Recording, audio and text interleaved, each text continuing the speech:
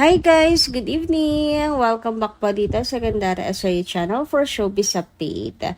Ang tatalakayin nga po natin ngayon at pag-uusapan ay mayroon pong kinalaman mga kakimpaw dito po syempre sa 20th anniversary ni Chinita Princess at the same time sa nilakad po ni Paolo Avellino sa Taiwan. So ano nga ba yun mga kakimpaw? Pero syempre bago po natin to simulan, pakiclick lang po muna tayo na ating subscribe button at notification bell para sa lahat ng mga bago lang po dito at hindi pa nakaka-subscribe para maging updated po kayo at ma-notify pag may bago po tayong chika at balita hinggil sa Kimpaw. Lalo na kung araw-araw ay nag-aabang po kayo ng ayuda mula kina Kim and Paolo.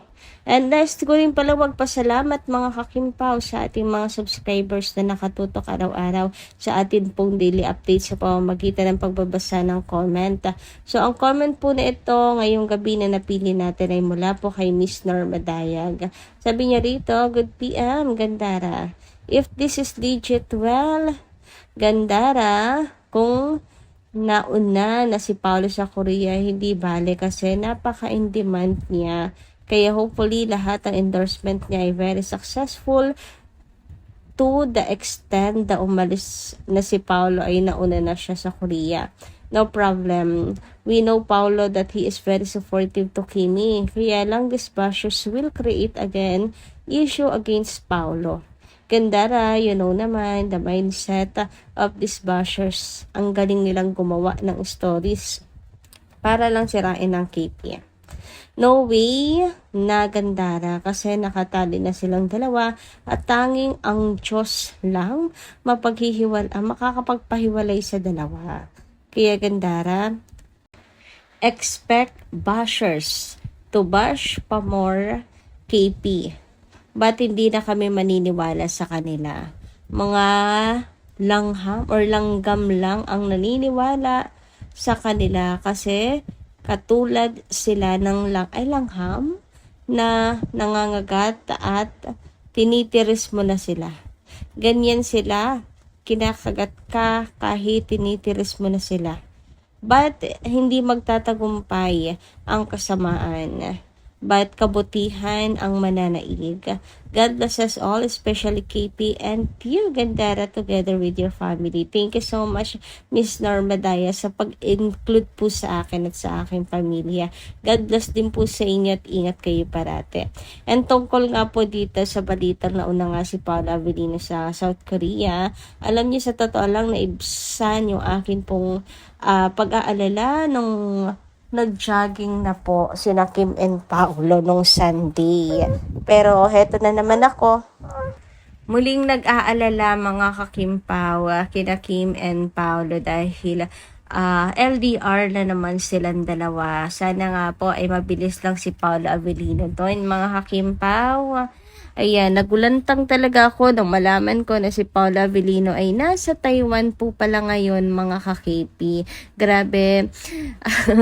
Buti nga po at hindi po totoong nauna si Paolo sa South Korea tapos biglang eto naman siya. Lumipad naman pa Taiwan. Hay nako, nasampalin naman tuloy ako ng katotohanan mga kakimpaw na not every time ay talagang lagi po silang magkadikit lang mga kakimpaw. Meron talagang mga bagay na kailangan po nilang gawin na hindi po sila magkasama, no, mga kakimpaw. So pag-pray na lang talaga natin mga kakipi ang kanila pong safety always, mga kakimpaw. And sana ay hindi totoo ang lahat ng mga chika na lumalabas sa social media. Ako pa natagdaman. Pero syempre para sa mga iba natin pong kakipi na nangangamba, ayan, dahil sa mga balita, tapos biglang lipad pa ni Paolo sa Taiwan, kung ano-ano na po ang naiisip nila. Kaya ipag-pray na lang po natin na mga kakipi na as soon as possible, magkasama na po ulit sina Kim and Paolo para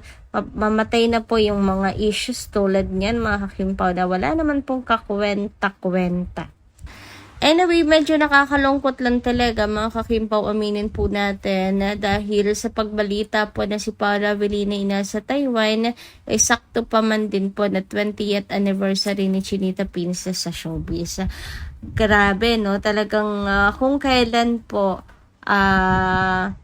anniversary ni Kimi, saka naman po wala si Papi Paulo, mga kakimpaw.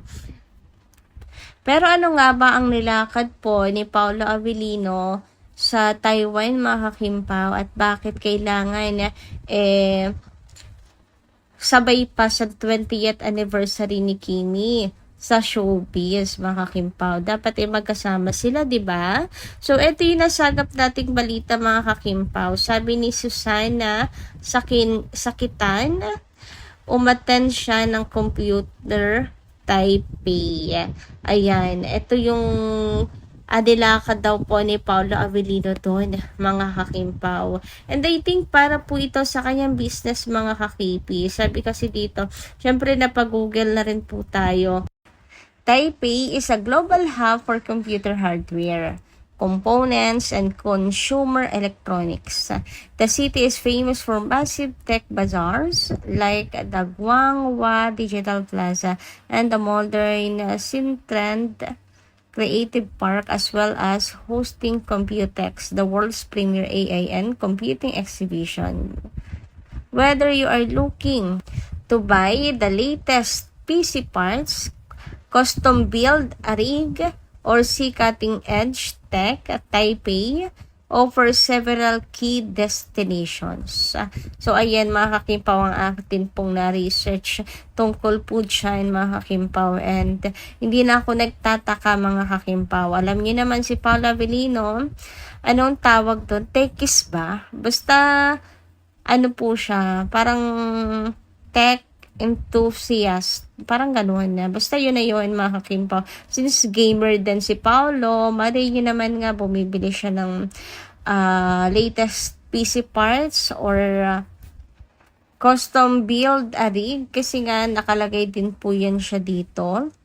So, baka po yun ang nilakad ni Paulo Avellino. And yung mga bagay na yun, mga kakimpaw, hindi lang naman dahil sa siya ay gamer. Parang, ano sila, same ni Paulo Avellino, na ginawa na rin pong business ito, mga kakimpaw. Diba? Si Paulo Avellino yung kanya pong Myriad Corporations. May kinalaman din po dyan sa gaming, basta etc. mga kakimpaw. So, maybe para din po ito sa kanyang business, sa mga kakipi. And dahil dyan, umurong yung aking pagtatampo. Kasi nga 20th anniversary ni Kim Chiu. Kasi kung for the business, ang nilakad ni Paulo Avellino ay para sa future nila ni Chinita Princess. Ay, bakit? Sino tayo para magtampo, ha? Mga ba kakimpaw fans, kaya wag na kayong magtampo-rorot din kay Paulo Avellino na ano ba yan? 20 years in showbiz, nasa Taiwan siya. Anong ginagawa niya doon? And kumpara naman sa business, wala tayong karapatan, mga kakimpaw, na magnireklamo at magdinabog kay Paulo Avellino, mga kakimpaw. At the end of the day, we don't know kung ano po ang nilakad ni Paulo Avellino doon. Kung may iba pang reason ng pagpunta ni Paulo Avellino doon, for sure, napakahalaga po ng ipinunta ni Paulo Avellino doon para maging kasabay pa ng 20 years anniversary ni Chinita Princess in showbiz. Anyway, may nabasa naman tayo pong write-ups mula po sa Abante tungkol po dito sa Kim Pao. Inurot daw po sa kasal. Sa kanyang ex-social media account, nirepost ni Kim Chiu ang balita hinggil sa engagement ng American pop idol na si Taylor Swift sa American football player na si Travis Kelce. Isa kasing Swiftie si Chinita Princess, kaya naman nagagalak siya na natagpuan na ng kanyang idol ang kanyang Prince Charming for life.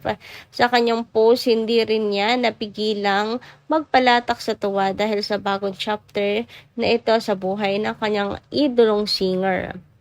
So, ayan, para medyo naaalala ko na to, mga kakimpaw. Kasi nga, sobrang fan ni Chinita Princess, napapost nga po siya ng OMG, I love you ate, Taylor Swift, deserve daw. And syempre, di ba, umani po yan ng samot-sari reaction mula po sa mga fans ng Kim Pao.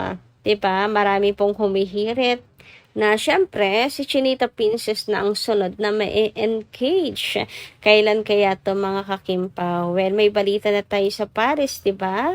This year, pero mas maganda pa rin siguro kung officially talagang manggaling po sa kanilang announcement, mga kakimpaw. Iba pa rin kasi kapag sa kanila nang galing, alam mong legit na legit, mga kakimpaw. Well, marami naman pong dilulo ang Kimpaw Lanjas na totoo. So, malay niyo soon, kung totoo nga to, i-post rin ni Chinita Princess or ni Paula Avellino ang tungkol po dito, mga kakimpaw, when they are ready na, mga KP. Kaya nga ang kasalan ay talagang pinupush na ng mga fans at saka mainit na pinag-uusapan ngayon. Talagang nilalakad na ng Kim Paulanjas ang kasal nila Kim and Paolo kasi gustong gusto talaga nila na makasal ang Kim Pao. Grabe, nilalakad na ng Kim Paulan siya kay Paolo Avellino na mag-propose na siya kay Chinita Princess. Napakasalan na niya si Chinita Princess, mga kakimpaw. Ang dami nagsasabi na next na talaga si Kimi kasi deserve din naman yon ni Chinita Princess soon. Kasi napakabuting tao ni Kimi. Napaka-loyal sa kanya pong karelasyon. Kaya sinong magsasabi dyan na hindi deserve ni Kim? Lahat talaga ay agree na super deserve ni Kimi yan, mga kakimpaw. And naniniwala sila na someday, di ba? And one day, yung kanyang Mr. Right talagang magpo-propose na po sa kanya. Lahat po ata nagmamanifest na para po kay Chinita Princess. For the lakad na talaga ang mga tao. Nilalakad na talaga nila yan kay Paolo Avellino na please lang daw, Paolo, wag nang patagalin pa. Pero alam niyo guys, may na-realize ako sa bagay na to, mga kakimpaw. Alam niyo kung ano yun?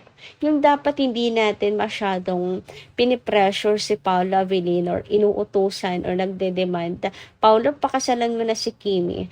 Paolo, dapat kumilos ka na. Mga ganyan. Yung parang, kasi alam niyo yun, para kasing ang kinalalabasan nun ay napilitan na lang, sapilitan na lang, hindi bukal sa puso, mga kakimpaw. Mas maigi yung maramdaman talaga ni Paolo Avellino na eto na yung tamang panahon, eto na yung right time. Si Kim Chiu na talaga ang nakikita kong gusto kong makasama habang buhay, hindi lang dahil sa sulsol, hindi dahil sa napilitan lang, mga kakimpaw. Ayan, kaya antayin na lang po natin hanggang sa maging ready sina Kim and Paolo, especially Paolo Avellino sa ganitong bagay. Si Kimi naman for sure nag-aantay lamang po yan. Kasi pangarap ni Kimi ang siya po ay makasal talaga sa simbahan, mga kakimpaw. Dasal po yan ni Kimi ang hindi na masaktan, di ba? Dasal ni Kimi ngayon ang siya naman ang mahalin ng lubusan. Dati kasi siya lang talaga yung sobrang nagmamahal. Ngayon gusto naman niyang maramdaman yon nang siya naman yung mas mahal, mga kakipi. So, kayo guys, anong inyong masisay tungkol dito? Comment lang nga dyan sa baba. Hanggang dito lang po muna ang ating update. Thank you so much guys sa inyong pakikinigan. Kita kas po muli sa mga susunod pa natin, chika. Maraming salamat at ingat po kayo palagi. O ayan ha, nalinaw na natin ha, kung anong nilakad ni Paolo sa Taiwan. Wala na pong magtatampurot ha. PS lang, mga kakimpaw.